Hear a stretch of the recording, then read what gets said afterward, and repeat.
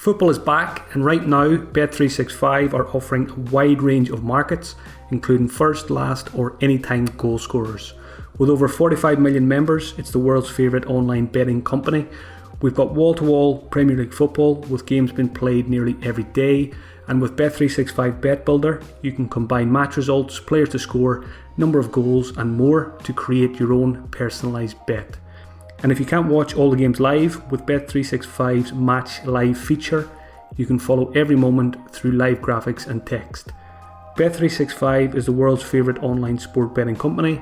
The app can be downloaded from Google Play and Apple App Store. Over 18s only. Please gamble responsibly. Hi folks, welcome to another 59th minute FPL podcast, which is brought to you by The Athletic. I'm Mark McGettigan. You can find me on Twitter at FPL General. It was goals galore in Gameweek 2, 44 in total, a new Premier League record for a single match week. FPL wise, it was a crazy one too. The combined score of the top 5 most transferred out players going into the game week was a huge 73. Those players, Heung-min Son, Sadio Mane, Alexander-Arnold, Danny Ings and Alexander Mitrovic, all smashing it after having a disappointing game week 1. So lots of managers were stung by their first transfer or transfers of the season. Special shout out goes to my good friend Blake, who did the Son out for Rashford transfer. He's not feeling great this week about that. Game week 2 was a good lesson in patience for FPL managers. You picked those players in game week 1 for a reason, so you've got to give them more than 1 week to deliver. Usual format for the podcast this week: shout outs, game week 2 review, a watch list update, Twitter questions, and I'll finish with captaincy and transfers for game week 3. The £1 a month offer to get access to everything on The Athletic is still available. You can get it by visiting theathletic.com/FPL pod.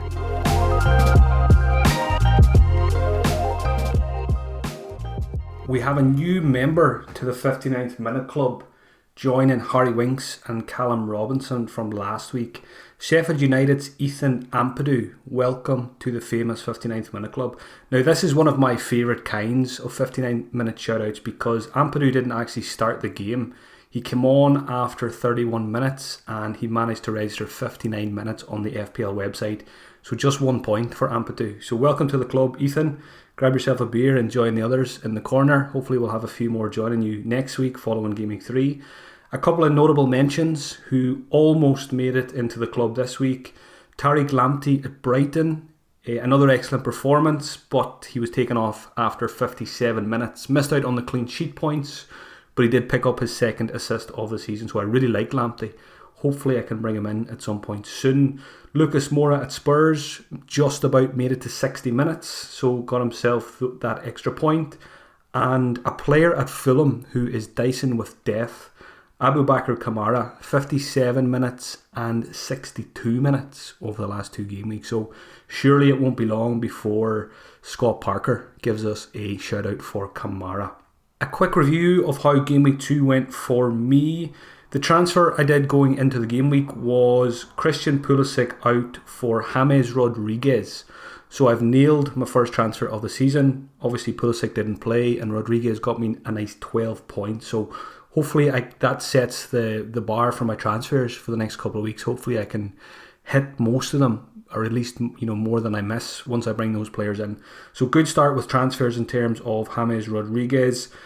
I finished on 65 points. I've just written down the good and then I'll go through the bad. So the good, first of all, Trent and Robertson double up got me 13 points. James Justin got himself on the score sheet for Leicester, despite Leicester not looking very good defensively, which is a bit worrying. James got me the 12.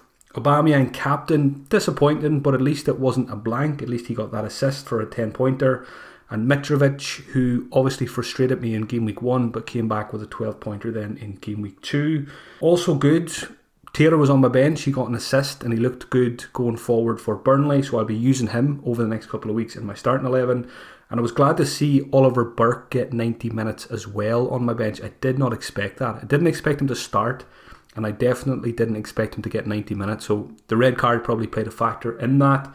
But hopefully, as a 4.5 million midfielder, he can become an out of position for me and for others as well. The bad, Ramsdale, disappointing again, just 2 points. Set and forget goalkeeper after just 2 game weeks. I'm a bit worried about Ramsdale at 5 million. Sheffield United are, they just haven't started great. Maybe there won't be too many clean sheets there for the Blades this season. Walker Peters, even though he got an assist, he got 3 points, but Southampton were absolutely torn apart by Spurs, so that's a bit worrying there as well. St. Maximin is probably my biggest issue going into game week 3. Just 1 point, went off injured, so that was a failed game week 1 punt, and I'll be looking to fix that issue this week. I'll talk about that when I get to transfers. And finally, Vardy, just 2 points. Leicester scored 4 goals, so very, very disappointing for Vardy not to get involved there. But I think I've seen enough. There was a couple of instances where he was assisting the assister, or he was close to getting shots away himself. Obviously, he has those penalties as we've seen in game week 1, so I think I'm going to keep him. Yes, it's Man City next, but then there's 2 very nice fixtures after that, 2 home fixtures for Leicester. Off the top of my head, I think it's Villa and West Ham. So I think Vardy will get 5 games for me, and then maybe I'll look to free up some cash by downgrading him. So that was game week 2 for me, 65 points, which followed 80 points last week. So it's been a pretty steady, if not spectacular, start to the season for me. So I'm pretty happy with the first 2 game weeks. Time for a watch list update now. I'll go through the players that I've added to my watch list this week, first of all, and then I'll talk about a few that I have removed. So watched Manchester City against Wolves last night. Very impressed with Man City in particular. Phil Foden at 6.5 million and Gabriel Jesus at 9.5 million. Both on the score sheet, both played 90 minutes. Both, I think, are very viable options for the next couple of weeks. We know Aguero is not going to be back for at least a month, maybe more. So Jesus looks a great pick at 9.5 million. Foden, good to see him get 90 minutes. Hopefully he can do that often this season. There's players to come back in there. Mare is probably lacking a bit of fitness after his COVID issues and stuff like that. So it still remains to be seen how much game time Foden is going to get. But I think at 6.5 million, you can plug him in. Just make sure you have a decent first sub and be prepared to get the odd 1-pointer from him as well. But could very easily be followed by a 15-pointer. Like I said, City looked great. I'm looking to bring in KDB this week. Spoiler alert, not really a surprise. Most people are probably looking to do the same. But yeah, Foden and Jesus, I may look to add a second Man City player over the next couple of weeks as well. Harry Kane, 10.5 million, 4 assists. Couldn't believe this when I stuck on the radio on Sunday. Couldn't believe, first of all, that Son had 4 goals, but I was even more shocked, I think, that Kane had 4 assists. He only got 2 assists all of last season, so he's doubled it in 1 game. So, is he the new Christian Eriksen at Spurs? He's dropping back. He looked pretty good creating those chances for Heung-min Son. The thing about Kane, we know he's going to get goals, but I always like my strikers to add assists to their game as well. So I think that's a very good sign for Harry Kane, those 4 assists. If you could get, around 10 assists for the season, if you could get 20 goals, you're looking at a very good season at 10.5 million. So Kane is back on my watch list. I do still prefer Heung-min Son though from the Spurs attack. Another striker, Neil Maupay, 6.5 million, a brace and an assist against Newcastle. We know he's on penalties now, and with the amount of penalties that are being given this season, that makes Maupay more interesting. Brighton were excellent against Newcastle, completely played them off the park. I've always liked Maupay. He was in and out of my team a couple of times last season, so maybe this is the one where we're going to see him really come out of his shell as a Premier League player and have a big season. So he's another striker for us to consider, as is Mikel Antonio. He's dropped to 6.4 million. Got a goal against Arsenal. We know what Antonio can do. We've seen that at the back end of last season. The fixtures don't matter too much with Antonio, I feel. I think he can score against anyone. He can bully any defence. And West Ham did look much better against Arsenal than they did in game week 1. So Antonio is back in my thoughts as well. A couple of midfielders, West Brom's Pereira, 6.0 million, a goal and an assist against Everton. The goal was a cracking free kick. This guy is a player. Now, I've just written down beside this, do I want a West Brom player though? And my answer is probably no. So although I like Pereira a lot, what I've seen of him, first 2 game weeks, I don't really want to spend 6 million on a West Brom player at the moment. given what I've seen of them so far this season. So he's just one to keep an eye on for me. I think there's lots of options in that price bracket, which I'll talk about when it comes to my transfers. The final player I've added this week is a 4.5 million midfielder, plays for Fulham. Anguissa got an assist and he played 90 minutes. That's all you want and more from a 4.5 million midfielder. Basuma was looking like possibly the best 4.5 million midfielder, and then stupidly got himself sent off for kicking Lewis in the face. So he's got a 3-game ban. That rules him out until mid-October. So that rules him out. So I think Anguissa now at Fulham at 4.5 million could be the best 4.5 million midfielder. That's, of course, if Oliver Burke doesn't tear it up over the next couple of game weeks. Which players have I removed from the watch list this week? Doucouré at Everton, simply because they scored 5 goals and he wasn't involved. He played 64 minutes. I didn't see the game, so I don't know if that was injury related, maybe. But also, I've got James Rodriguez and I won't be doubling up on the Everton midfield. I'm happy with James. I'd probably like to get Richarlison or Calvert-Lewin, so I won't be getting Doucouré for that reason. I've removed Willian as well. He had a very good game week 1, but what I don't like about Willian is his minutes. 74 minutes game week 1, 63 minutes game week 2. I want my players to be getting as close to 90 minutes every week as possible. I've removed Harrison from Leeds as well, quite simply because Click is on penalties and that swings it in his favour. They're around the same price. Click looks good from open play as well. Lewis from Newcastle I've removed because Newcastle looked absolutely dreadful defensively against Brighton, and they've also got a very tough run of fixtures coming up. And Ben Davis is the final player I've removed from the watch list this week. Spurs don't have any clean sheets and they've signed Sergio Reguilon, so Ben Davis could lose his place very soon. So that's the watch list updated. I will do the same again in next week's episode. Hi there, I'm David Ornstein, host of the Athletics Ornstein and Chapman podcast, and I'm here to tell you about Manscaped, the expert in men's below-the-belt grooming. Manscaped offers precision-engineered tools for your family jewels, and Manscaped has just launched in the UK. We've gone years without using the right tools for the job, so you can be one of the first men in the country to experience Manscaped's life-changing products. Their 3rd generation trimmer features a cutting-edge ceramic blade to reduce manscaping accidents, and the water-resistant technology also allows you to groom whilst in the shower. And we've got a special offer right now for all of you listening to this podcast. Get 20% off and free shipping by using the code EPL20 at manscaped.com. That's 20% off with free shipping at manscaped.com by using the code EPL20. Happy shaving. And you can also listen to me on the Ornstein and Chapman podcast. It's myself, Mark Chapman, and the Athletics stable of expert writers, bringing you unrivaled insight into the biggest stories in the game every single week. Twitter questions now. Thanks as always to everyone who sent them in. Just the 149 questions sent in over the last 6 to 8 hours. So I've gone through them and I've picked out 10 of the best ones that cover some of the main talking points ahead of Game Week 3. First one from FPL Archer. Are penalties now so prevalent and important that it's conceivable a team of penalty takers, for example KDB, Salah, Bruno, Vardy, Ings, could be the highest scoring team of the season? The way things have gone the first 2 game weeks, we could be looking back on this season as the season of the penalty. You could be looking at the top scoring players in FPL come the end of the season.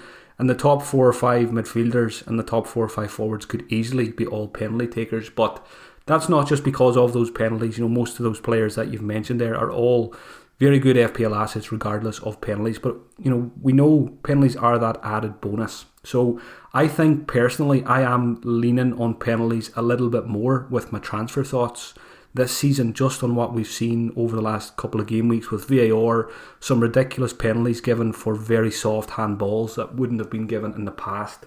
So yeah, I think penalty takers are definitely, you've got to take more notice of them this season than in previous seasons based on the first 2 game weeks. FPL Swiss says, is it worth investing in Werner with 3 very good fixtures despite Chelsea having the lowest open play XG? So I had to go and check this for myself because it was a surprising stat.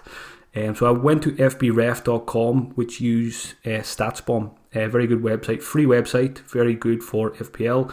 And it checked out. The stat did check out. Non-penalty XG over the first 2 game weeks, Chelsea are bottom of the pile with 0.6. So, I mean, that's got to be worrying for Werner owners or for potential Werner buyers. Now, we do have to remember Chelsea did play half of the Liverpool game with 10 men, so that's obviously going to have a big impact on that non-penalty XG. But it is worrying, and how I feel about Werner is, yes, he's got West Brom, Palace, Southampton next, but I don't fear him from what I've seen in the first 2 game weeks. I don't feel like I need to go out and get him this week. Yes, I think he's probably a pretty good captaincy option against West Brom, but I think that's more so because of what we've seen from West Brom so far rather than what we've seen of Chelsea.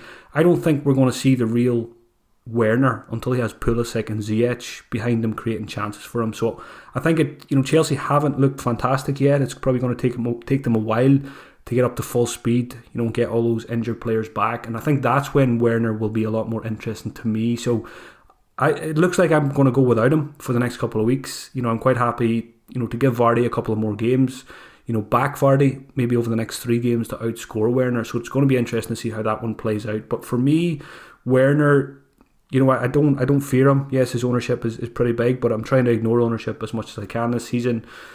By all means, buy him, but you're probably buying him on fixtures more so than on what you've seen of Chelsea so far this season. But it wouldn't surprise me. West Brom this week, he could easily get a couple of goals in that one. So yeah, I think it's fine to buy him, but I think it's also fine to just give it a couple more weeks, which is what I'm doing. FPL Rich, with a record number of goals this season, should we be looking to spend less on defence and more in midfield/attack? So yeah, again, I think the important thing to remember here is it's only 2 game weeks. It's a very, very small sample size, and this doesn't mean that it's going to continue. We see it all the time in FPL, so what you're seeing now is loads of goals, not many clean sheets. Everyone goes and takes all the money out of defence and puts it into attack. Fast forward 3 or 4 game weeks, teams will have tightened up, there'll be more clean sheets, and people will start reversing those decisions. So, take it with a pinch of salt. It is only 2 weeks worth of information. It's a very small sample size when you think that, we are a 38 game week season. So lots will change. Does it make sense at the moment though? Yes, it does. I mean, if I was on a wildcard this week, which a lot of people are, I probably would be taking a bit of money out of defence. I'm on a 4-4-2 at the minute, but I think if I was on a wildcard, I'd probably be looking at 3-4-3 because I think there's quite a lot of good cheap strikers. And I'd probably rather have 3 rather than just 2, which I have at the moment. So yeah, I think it does make sense. Take your cash out of defence, but be prepared that that pattern may not continue, and it could flip on its head very quickly. We know how quickly things change in FPL, so always remember that. Dave Cockine says, last season you joined the Pookie party. This year, will you be heading along to the DCL disco? This question made me chuckle. And I already mentioned that I do like the look of Everton a lot. I've got James. I would like to probably get Calvert-Lewin as well. I think I mentioned on last week's podcast, I do rather spending less cash and getting Calvert-Lewin rather than Richarlison, even though they both look like really good options this season. I liked Ancelotti's comments after Calvert-Lewin's hat-trick at the weekend. I think when Ancelotti is comparing Calvert-Lewin to Inzaghi, we've got a good player there. So I think, yes, Calvert-Lewin is definitely on my mind, and you're going to hear what my plan is when it comes to my transfers at the end of the podcast. You mentioned Pookie there. I think Calvert-Lewin is a lot more reliable than Teemu Pukki, quite simply because Calvert-Lewin plays for a very good Everton side, and Pukki was playing for the worst team in the Premier League last season. Tom Shurgay asks, do we need to sell Manchester United assets ASAP, or give it a couple of weeks to see if Solskjaer can get a reaction following the Palace game? So United are away to Brighton this weekend, and I do expect a big reaction. As a United fan, what an awful, awful start to the season that was.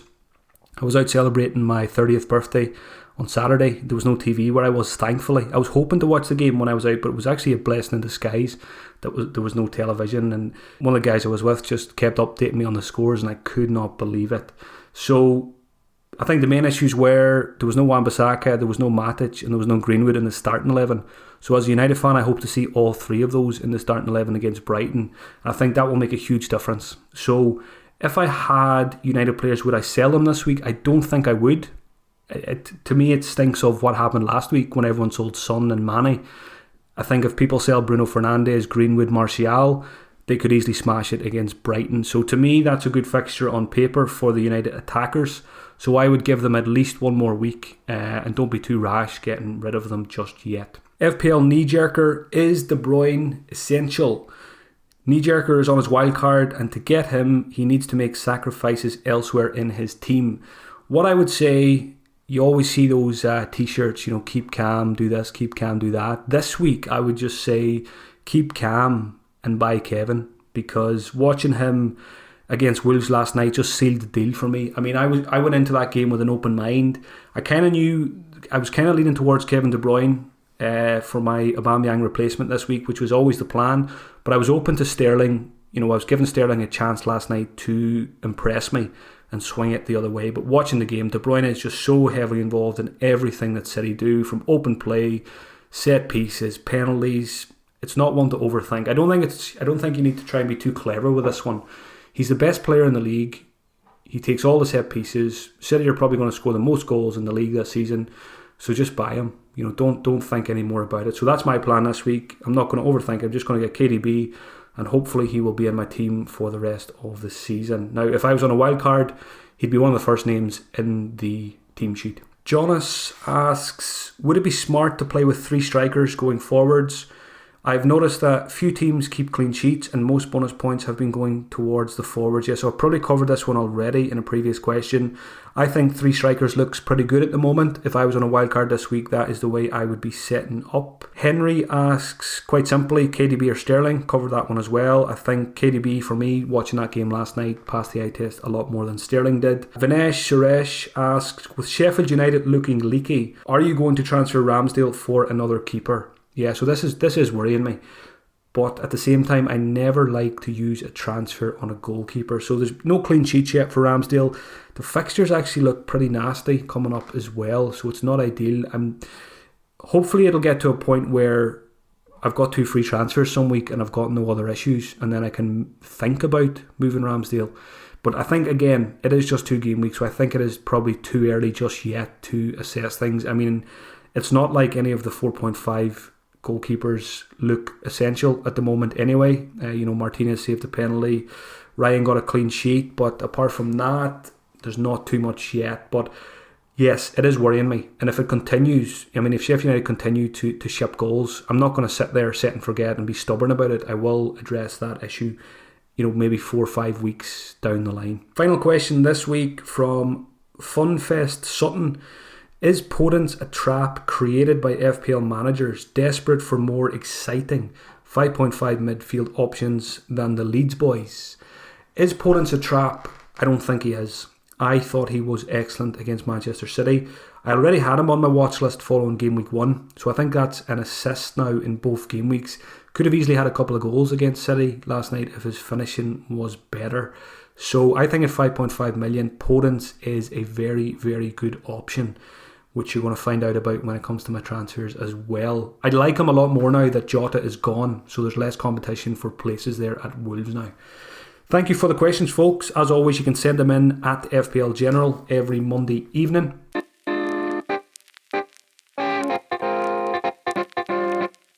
Balding is an awkward topic for men, yet a lot of us start losing our hair before we hit 40. And the best way to take control of hair loss is to do something about it while you still have some.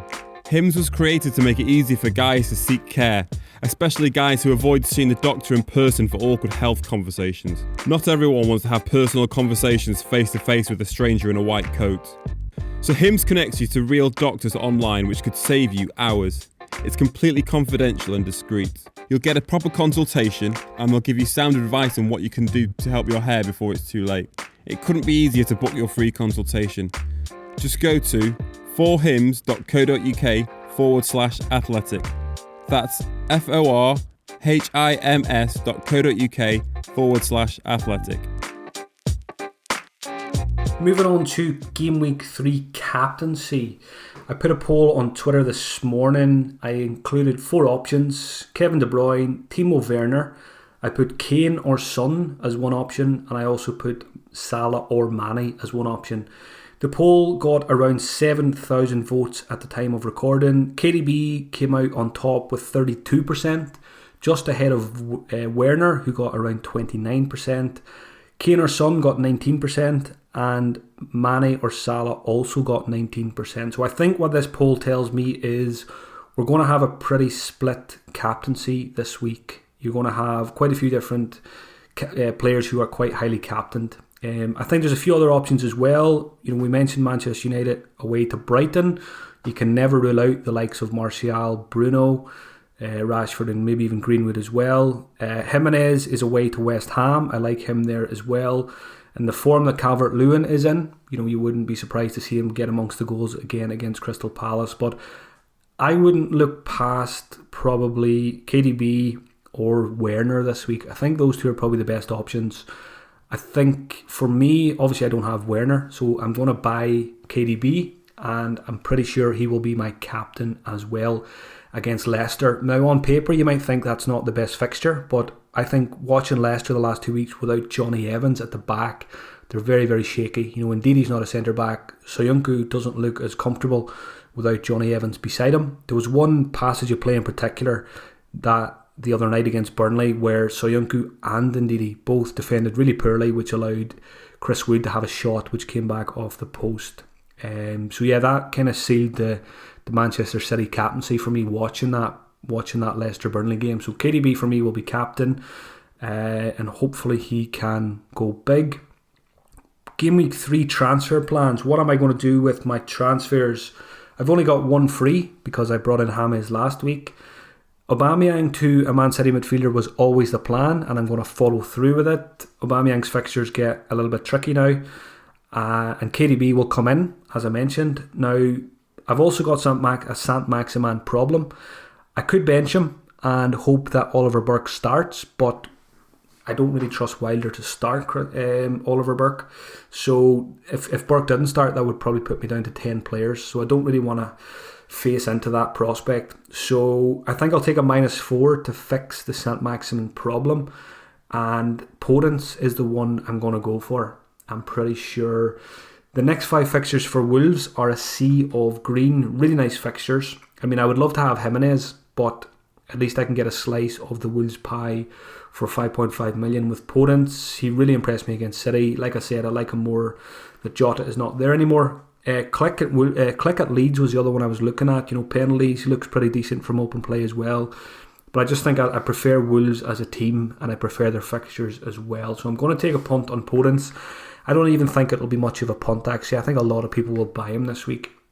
I've seen a few on social media already actually making the same moves as me, getting KDB and getting Podence this week, whether it be for 2 frees or for a free transfer. So I think it always gives you that confirmation bias when you see other people, making the same moves as yourself.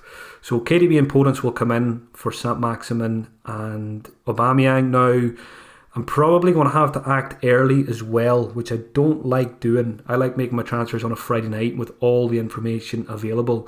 But sometimes this game, especially in the first few weeks of the season, it really forces your hand, which I really don't like. But basically what I'm thinking ahead as well. I'm thinking ahead to game week 4, and I might want to do Mitrovic out for Calvert-Lewin. So obviously I need the cash for that. Now, at the moment, if I do Podence and KDB in today, that will leave me with 1.4 million in the bank, which leaves me only about 0.2 million wiggle room for Mitrovic to Calvert-Lewin game week 4. So if I waited till Friday this week, there's a good chance I wouldn't be able to do Mitrovic to Calvert-Lewin for game week 4. So for that reason, I'm going to have to make a rare couple of early transfers. I think I probably do it tonight because, Aubameyang and Maximin are going to go down in price this week. KDB's already went up 0.1, so I've missed that one. Podence, good chance he will rise as well. So, and likewise, Calvert-Lewin's only going one direction. So I'm going to be forced to act early if I want to follow through with my plans in game week 4, or at least leave the option open for myself. So I think I'm recording on Tuesday. I think Tuesday night, KDB and Podence will come in. And it's always a long week when you make early transfers. Hopefully nothing goes wrong in the Carabao Cup or in training or with COVID or anything. So yeah, fingers crossed the early moves will be okay this week. That's it for this week, folks. Thank you for listening as always. Please leave a review if you enjoyed it. And if you'd like to hear more podcasts from me before the Game Week 3 deadline, check out patreon.com/FPL General. Have a great week, folks, and best of luck to you in Game Week 3. I'll be back next Tuesday to preview Game Week 4.